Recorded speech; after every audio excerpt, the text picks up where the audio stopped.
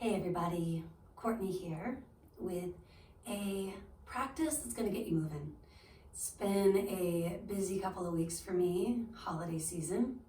We celebrate both Hanukkah, Christmas, and while I try to keep a balanced approach, inevitably we tend to eat a little bit more than we normally would. Maybe we move a little less than we normally would. Lots of traveling. Sometimes a little bit of stress. So if that resonates, this particular practice will really get you going. With that said, come to mountain pose, Tadasana. Standing tall, let's bring our feet a little broader, so shoulder to mat width. Let your knees be a little springy, loosening up for a moment. Rock and sway. And start to connect with the rise and the fall of your breath. When we've been out of our routine, it's nice to get back to basics. Maybe placing one hand at the belly, one at the heart. And feel that natural ebb and flow.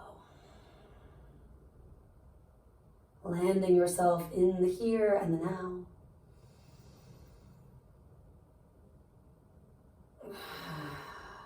Sigh with me if that's effective.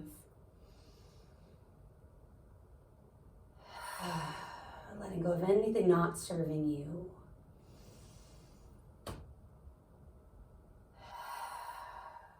Maybe switching which hands where.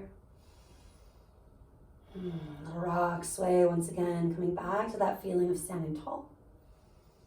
Eyes open or closed, whatever feels more helpful right now in getting grounded. Relaxing any hardening, however. Maybe fluttering the lips once or twice to assist. Horse style breaths.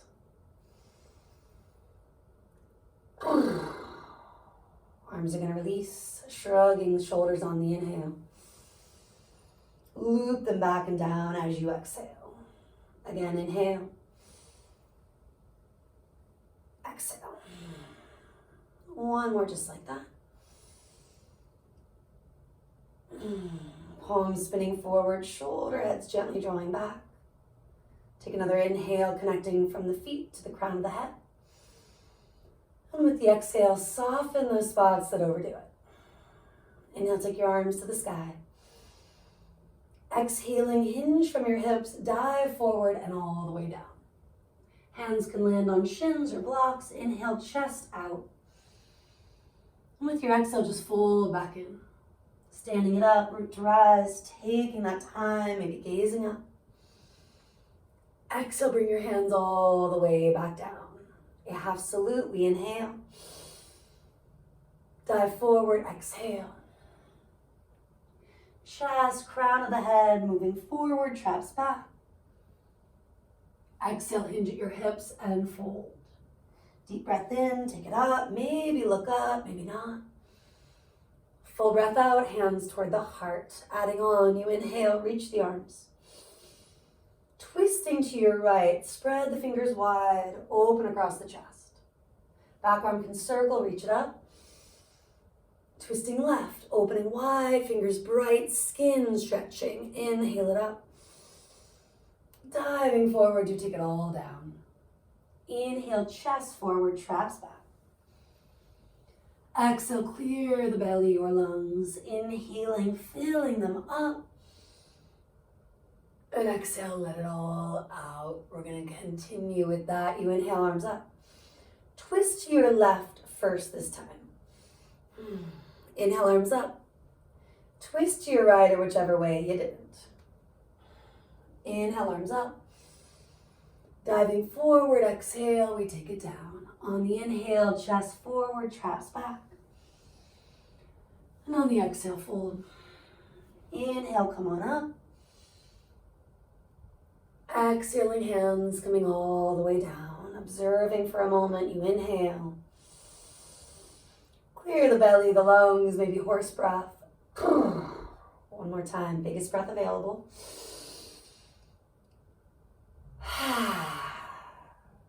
Take the feet into a neutral setup if that got lost. Inner thighs rolling back, toes reaching forward. And bring your hands to your hips as we rock and sway. Now, once you've established that idea of a train track-like setup, a strong foundation, do bend your knees deeply. Start to move into Utkatasana, the chair shape. Navel hugs in as you exhale out. Arms are going to reach wide, maybe a V, or as narrow as alongside the ears. Take another breath, too, just being here, building strength.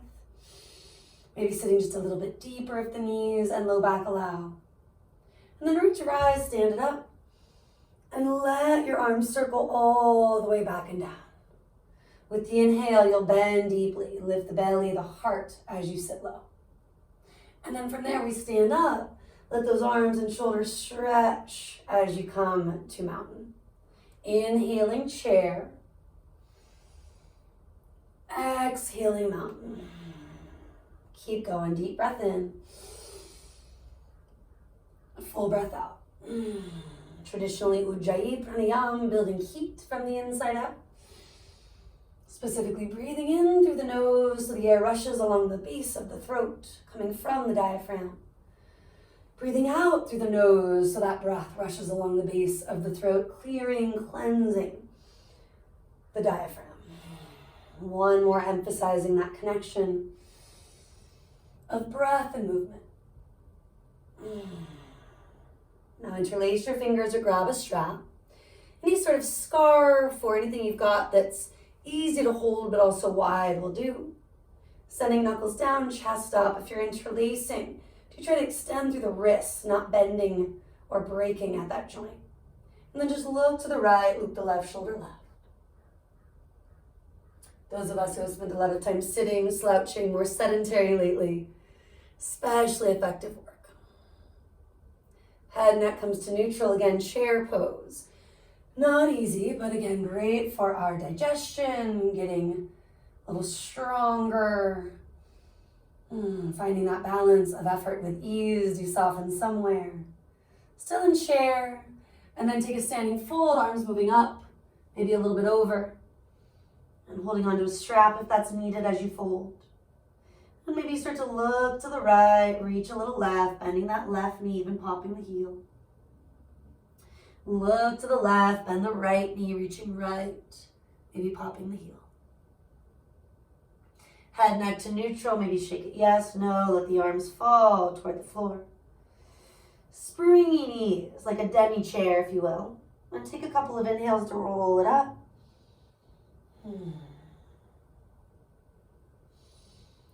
Couple of exhales to loop those shoulders back and down, expanding and opening the heart center. Standing tall, let's reach the arms to the sky. Swan diving, take that chest forward and fold. On the inhale, do draw the heart forward. Let's plant the hands right outside the feet or just in front of those toes. And you're going to walk yourself to a plank. Plank is just like the top of a push-up if you're newer to yoga. Little rock forward, back, side to side to find more stability. If all you're feeling is tension in the wrists, the shoulders, maybe the low back, put your knees down sooner than later. Reaching the crown of your head forward, your shoulders, your traps do drop back away from those ears. The shoulder heads, the front of that shoulder, lift as we start to lower about halfway down yoga push-up. Inhaling plank or this modified version that I'm happily demoing, still hard. And take it back either to a down dog or what we reference as puppy dog. So I'm currently in puppy if you need that visual, or Anahata Asana, the heart chakra opening posture. For Adho Mukha Svanasana, downward facing dog, we are letting the knees be springy, but legs are relatively straight. Feet somewhere around hip bone distance, parallel, that train track look. Arms strong, the thumb, first finger grounding you. Driving your booty up and back, the heels gently reaching toward the floor.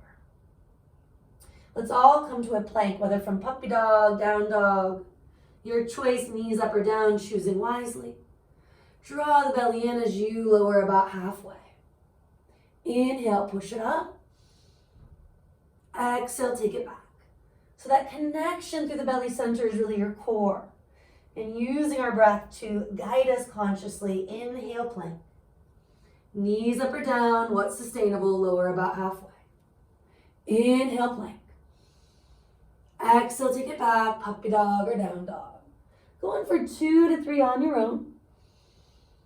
A 2 to maybe 3 breath series. So in total, 6, 7, 8, 9. Coming back together in 30 seconds or so from here.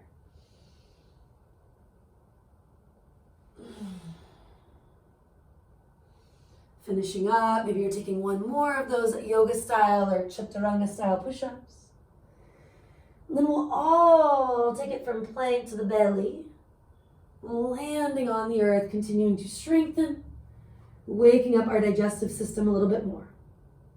Reach the arms back, roll the inner thighs up, and you're going to lift not only your chest, your shoulder heads up, but also the lower part of the leg, maybe even the lower thighs. Taking your time, exhale, do float it down toward the forehead, the mind side. And inhale, pick it up. Exhale, we lower. Inhale, we lift. Shaking those arms up toward an airplane-like shape, 2 to 3 more. Inhaling up, exhaling down. Countering any slouching, any indulging, helping us to process anything we've taken in. And on this final one, maybe you're lifting up, staying put. Taking another breath, 2 arms can even reach forward like you are superhero, superman, superwoman, superperson. Long line from the fingers to the toes, inhale. And this time you rest on one ear, then the other. Little wiggle sway, big ol' sigh, if that felt harder even than the push-ups. Sometimes that is the case.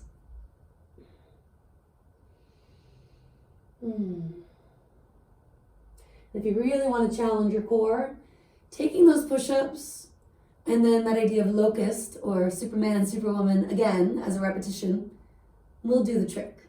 For now, we're going to take it back, child's pose. Knees wide, big toes together. Forehead settles. Kind of resting is just not part of your routine today if you're needing more. Repeating 5, 6, 7 chaturanga push-ups. And then 5, 6, 7 locust lifts. Or anything in between. For those of you in child's pose, take another breath. 2, maybe arms releasing back by toes to really let that upper body and core let go. Letting our practice be a time to, yes, challenge the body, but not to go past our edge. This is not boot camp. Can you create some sukha, some ease, physically and mentally, maybe setting an intention for your practice if you haven't? For me, that's about showing up today, getting back to basics, allowing myself to move without feeling like I have to do everything all at once. If you want to continue on, joining me on all fours. Sometimes it is this easy stuff that really gets the sticky stuff to shift. Inhaling to arch, exhaling to round. 5, 6, 7 cat-cows. Can weave in variations like being high on fingertips or fists if the wrists are tender. Or to stretch those wrists after a few rounds, maybe spin fingers toward the knees. Or at least toward the back corners of your mat. And do continue to explore for another 30 seconds or so here.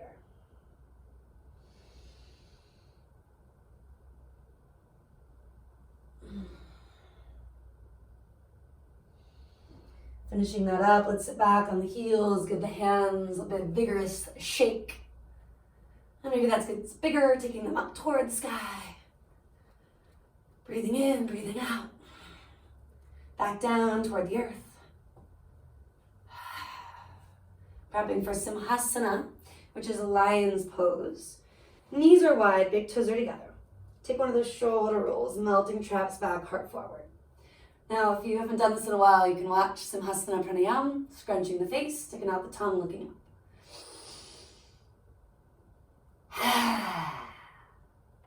2 to 3 on your own. Clearing anything that feels frustrating. Holidays can be a hard time. As much joy as there often is, can feel the other extremes as well. So this one helps to get anything that is stagnant to go.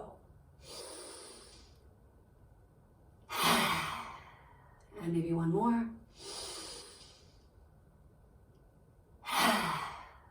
Good. Continue to get things moving. Let's walk hands forward, knees back. The big tabletop, the dining room style, if you will. Circling it out, inhaling. Hips to heels, exhaling. At least 2, 3, 4, one way. And then maybe 2, 3, 4, the other. You can always reverse more than once if that's what your body needs. Maybe you're passing through neutral once or twice as well. Almost like cat-cow, but even bigger. Nicknamed seal or swan. And as mentioned, puppy dog. Or that child's pose. And perhaps that's it. Melting back, Balasana. Or just a few more things. Climbing on up, down dog. Pedaling out those heels. Maybe shaking out your head and neck. Couple vinyasas. Inhale for plank. You're going to lower halfway or all of the way. Chaturanga. Inhaling toward cobra. Maybe keep climbing. Up dog. Adding that extra breath if it's helpful. And exhaling down dog. On your breath as you're ready. Inhaling plank. Knees up or down. Elbows graze the ribs. Take it halfway or all the way. Inhale, stretch the legs back. Heart pulls forward. And exhale, do take it over your toes. Maybe one more just like that. Breathing in. Breathing out. Breathing in. And breathing out. And then cruising back down to the knees. Maybe cross legs behind you or sit to one hip. Firing it up for our final moments together. Navasana, lean back, not quite to your tail. Pull the heart forward and through, maybe reaching forward.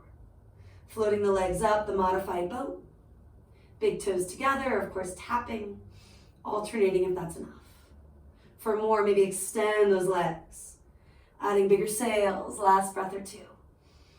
Can you soften even within this strength building? And then tap the feet down, give the knees a squeeze, sit tall. You can sigh or even take a big lion's roar. This time boat with a twist if you're up for it. Could always take that with feet on the earth. As you're ready, pick it up. And join me in twisting it out. Prayer shape, quarter turn on the exhale. Inhale, neutral. Keeping the head in line with the spine as best you can. Feeling that your upper back is doing as much as your abdominals. The inner shoulder blades move forward and through. Almost there. Bring it to neutral, inhale. Tap those feet. Maybe sit tall, take a sigh.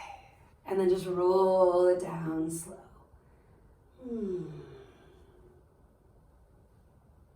Knees over ankles, toes tracking straight ahead. Dig the triceps down, fingers up. Exhale, feel the belly hug in. Inhale, pick it up. And exhale, lower vertebra by vertebra, take it down. Last few, deep breath in. Full breath out. 2, 3, maybe 4 on your own. A lot like chair, digging the heels down, even though the toes are grounded, they're light. Connecting the front, the back, the sides of you, conscious breath to movement. The essence of the vinyasa approach to yoga. I tend to blend several styles, but often encouraged, often influenced by this idea. Inhaling to expand, to open the heart. And even when you hold in the shape, there's that little ebb and flow. There's that feeling of clearing, cleansing within the out breath. Eventually, maybe pick up the heels, lower vertebra by vertebra. Good windshield wiper out the legs. Perhaps you want to repeat that same work through bridge, Satubandha. Or if you want to join me in moving into a final relaxation for this practice, we'll lift the hips. Slide a block if you've got it underneath you, or head to the wall, maybe to a tree, sending your heels up the wall, the tree. Or of course, heels stacked over hips on that block. Legs can relax or float wide. And take 10, 20 plus breaths. Ocean sounding or otherwise, to soothe, to calm, to ground. Maybe taking a more specific Savasana to follow. Or listening, checking in, practicing Svedhyaya, self-study. And becoming your own best teacher from here. Maybe there's a few more poses you need, taking that yogi's choice. Continuing to be good to yourself.